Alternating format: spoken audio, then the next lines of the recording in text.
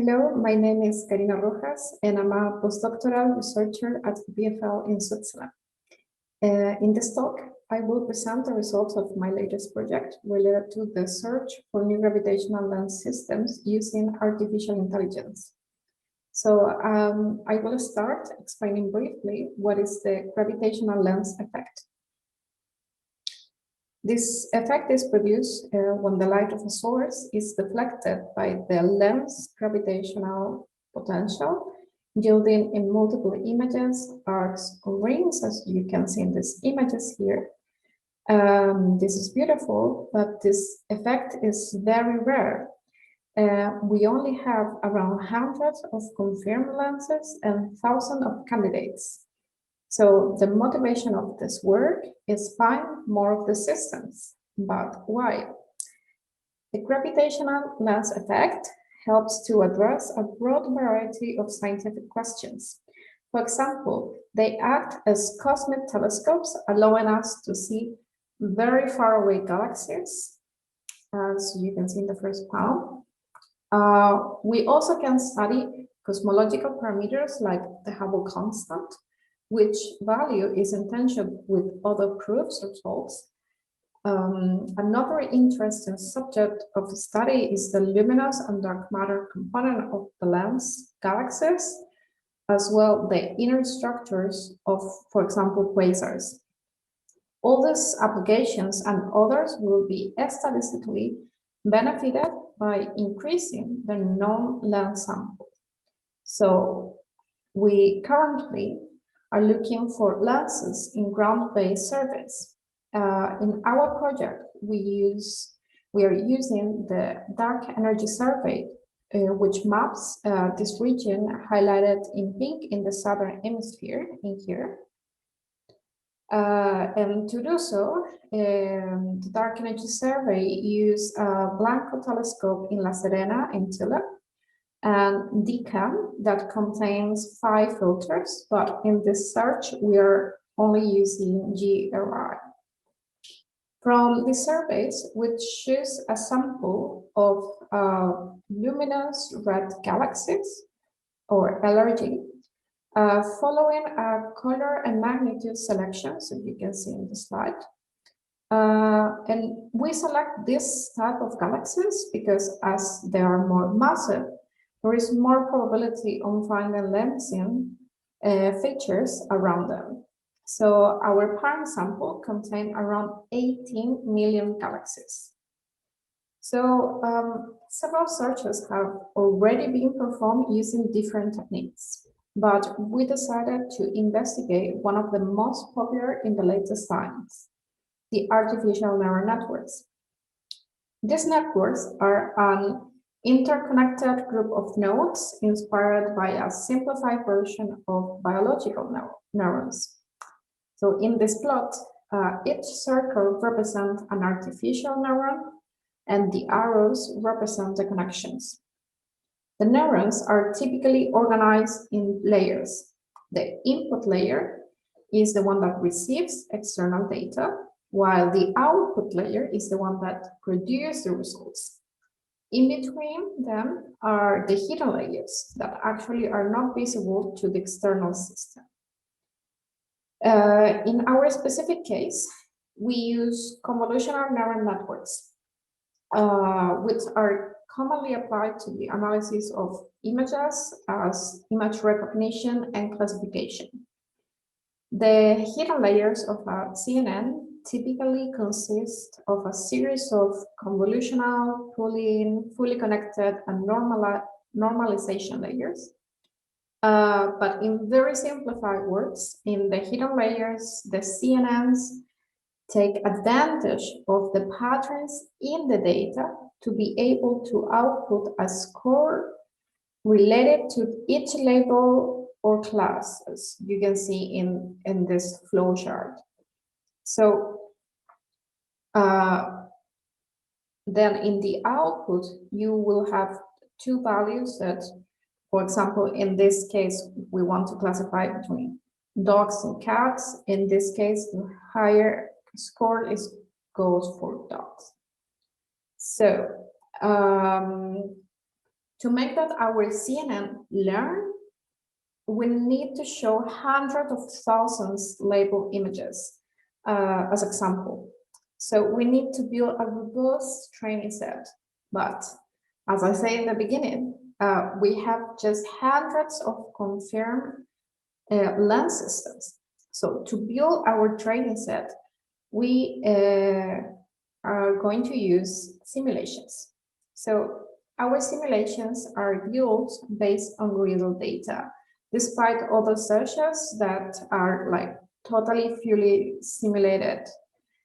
So in our case, the background source that's here is an HST high resolution image selected for images. We have a catalog selected from the Galaxy Zoo catalog, and that are also within the Cosmos 2015 photometric catalog. The colors of these images, as we are simulating in GRI filters, are taken from the GRI HSC ultra deep stack images.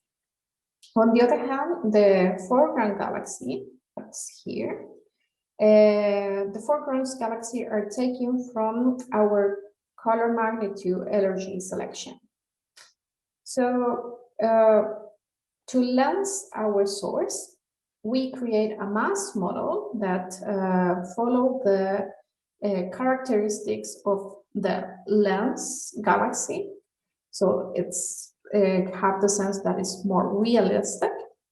And with this mass model, we then lens this image, obtaining this image that you see here.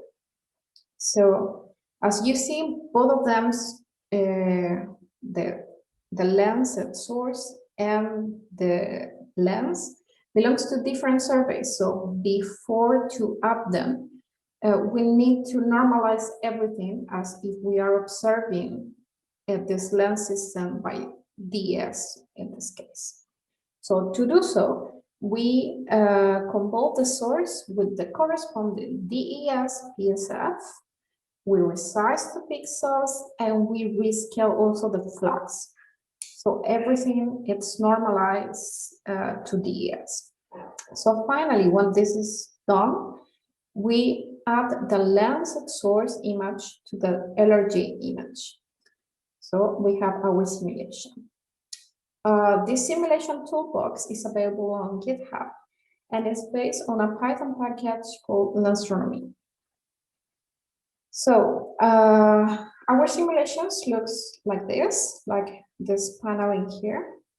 And this is an example of part of my training and validation sets that I'm using for the neural networks, and that I label the simulations with the number 1.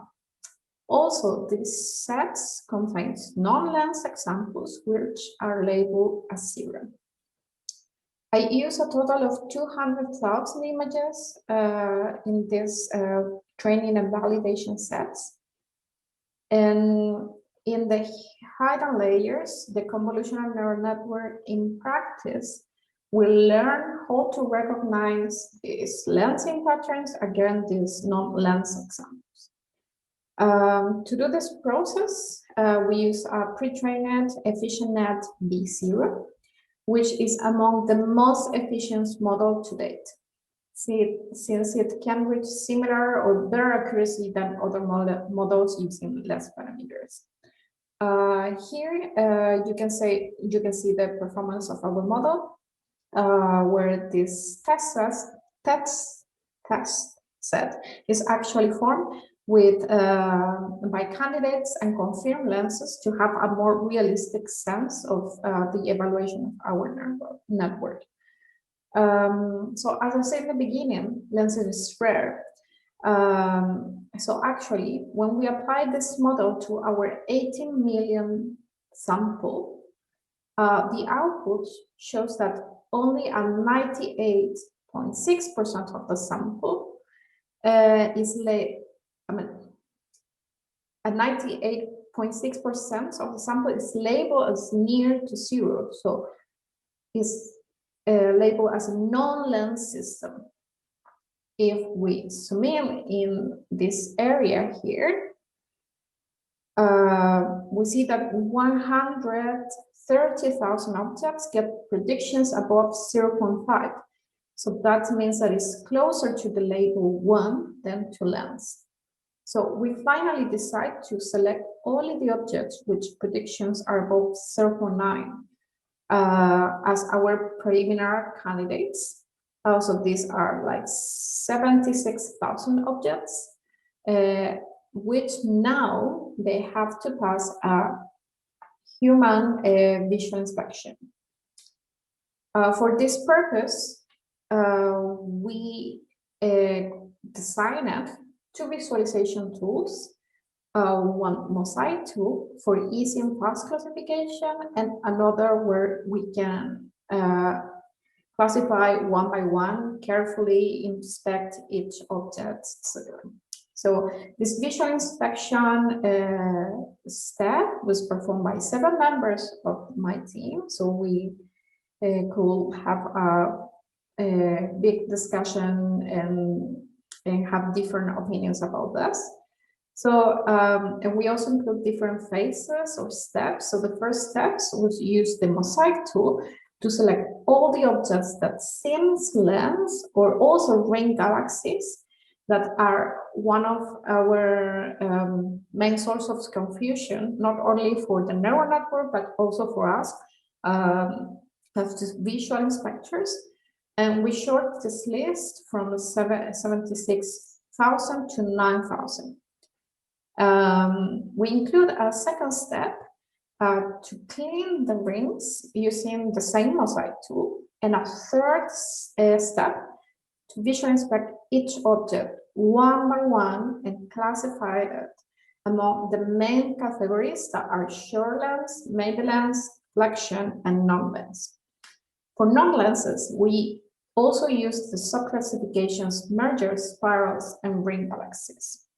So as a result, we classify about 90 short lenses candidates with clear strong lensing configurations, as you can see in this figure. And on the other hand, we also classify more than 300,000 systems as maybe lenses. This is because we see promising lensing features, but clear multiple images or counterparts are not visible. Thus, further evidence is required as high-resolution image and/or spectrum. Overall, in our catalog, we have 186 totally new candidates, while the rest of them overlapped with previous searches, which is really, really good. From the subclassification, we built an interesting ring galaxy catalog for ring galaxy candidates, which could serve as a starting point for searching more of those galaxies, to use them to reduce the amount of false positives in the lens finding projects, as well as we identify some mergers and spirals. All these catalogs and the lensing ones will be soon available in the publication that I'm preparing in Rojas et al. All this project is under the framework of a new generation of telescopes, including Euclid and Vera Rubin Observatory. We are learning and developing the tools that will allow us in the future to find more than 100,000 new lenses. Thanks to these facilities, and thus answer fundamental questions about our universe using gravitational lensing. So, as a brief conclusion, I can say that we use neural networks to find gravitational lens, and we know it. But now we still have to explore and improve things like create observational follow-ups campaigns to confirm these candidates, do an automatic modeling of the candidates, which is a project that is currently is ongoing. Use the false positives like ring galaxies to improve the neural network training and obtain more pure samples of candidates, and also explore the science that we could do with these ring galaxies. So if you are interested in my research, discuss ideas or collaborations, please drop me a line at my email. Feel free to contact me. Thank you.